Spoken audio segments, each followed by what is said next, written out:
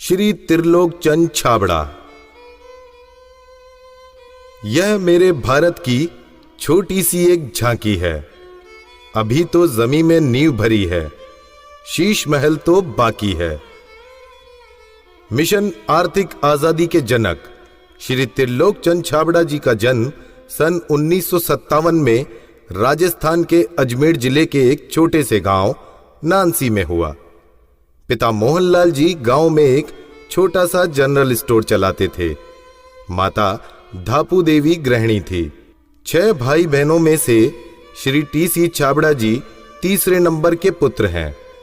अपनी प्रारंभिक शिक्षा इन्होंने अपने गांव में और उच्च शिक्षा जयपुर में पूरी की।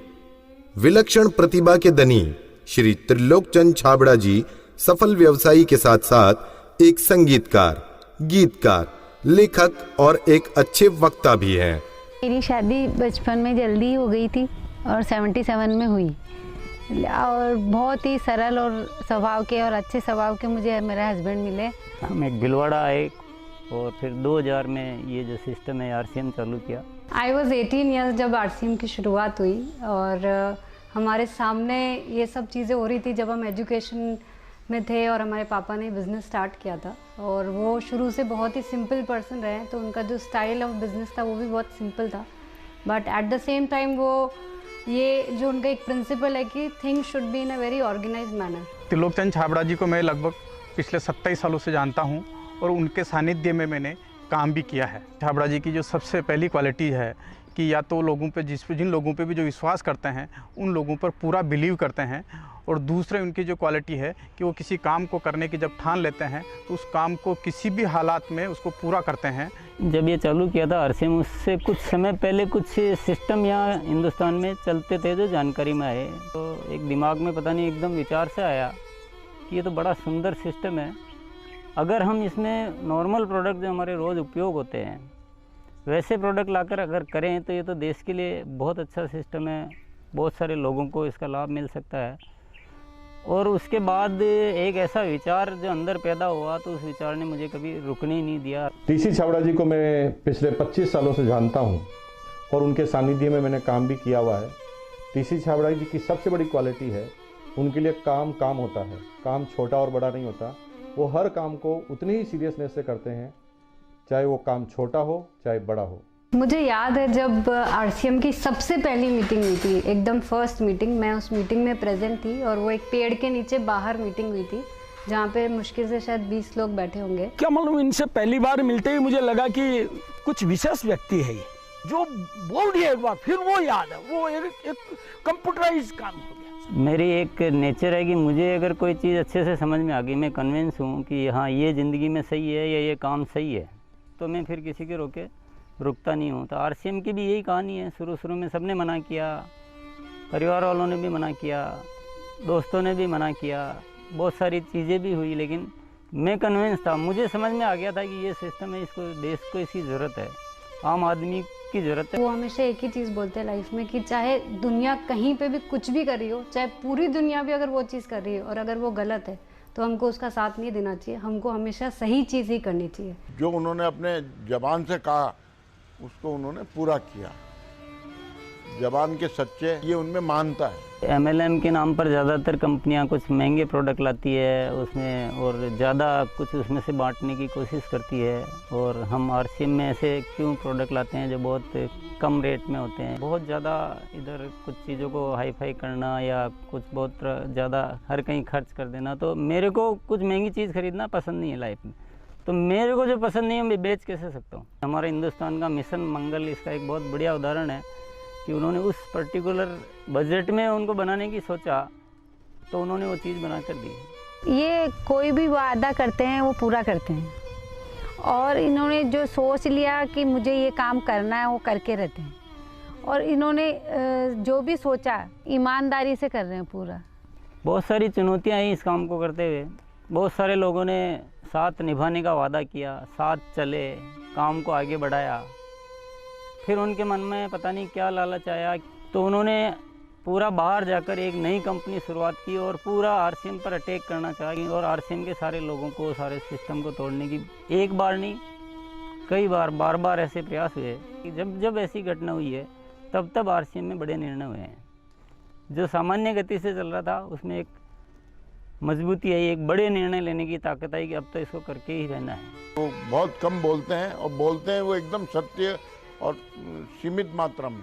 डायरेक्ट सेलिंग सिस्टम में एक बहुत बड़ी बात सीखने को मिली कि लोगों को कभी भी आप ओवर कमिटमेंट मत करो। 2011 में जो हमारे साथ में ये गवर्नमेंट का हुआ, उसमें बहुत अलग हमारे पर इफ़ेक्ट हुआ उस चीज़ का कि ये भी होता है क्या लाइफ में ऐसा। और वो ये जो एक फेज़ था वो बिल्कुल बहुत कठिनाई का दौर था, बहुत ख़राब स्थिति से हमें गुजरना पड़ा। मेरे परिवार पर संकट आए और परिवार से ज़्यादा जो हमारे जो टीम है, हमारे जो इतना बड़ा हिंदुस्तान में परिवार बन चुका था, उसको सबको दिक्कतें आई। लेकिन एक मन में विश्वास था कि आखिर जो सत्य वो तो सामने आएगा। ऐसा ट्रैजिक पीरियड आया था कि पूरी दुनिया ने ही बोल सकते साथ छोड़ दिया। इनफैक्ट जो एकदम अपने बोलने के लिए होते हैं उन लोगों ने भी साथ छोड़ दिया।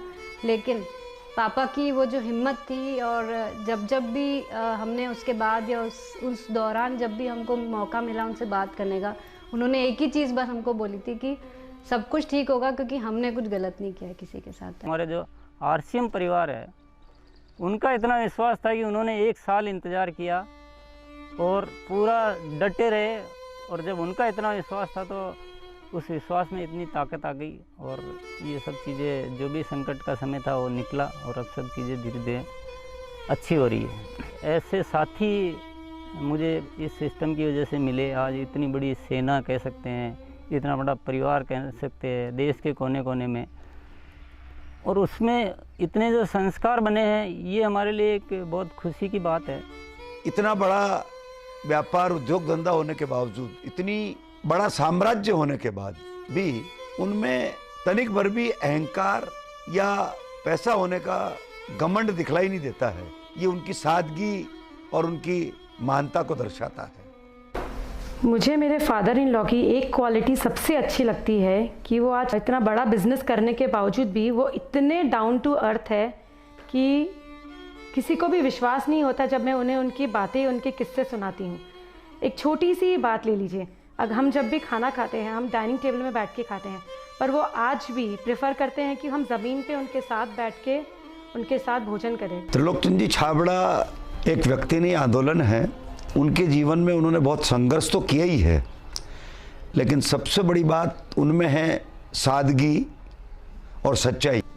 आरसीएम की शुरुआत से ही मैं काम कर रहा हूं, और जब आरसीएम बिजनेस की शुरुआत हुई थी तो टीसी छाबड़ा जी की एक सोच थी कि दुनिया में जो कंपनियां आती है मल्टी लेवल मार्केटिंग में, वो बड़ी बड़ी और महंगे महंगे प्रोडक्ट लेकर आती है। और टीसी छाबड़ा जी की सोच थी कि मैं एक ऐसी कंपनी की स्थापना करूं जो इस तरह के प्रोडक्ट बनाए जो इंडियन रेट में हो, इंडियन कल्चर में हो, इंडियन मेंटालिटी को सूट करते हो, और आम आदमी उस बिजनेस को कर सके, आम आदमी अपने जीवन को बदल सके। 2016 में इसकी गाइडलाइन जारी की गई भारत सरकार द्वारा।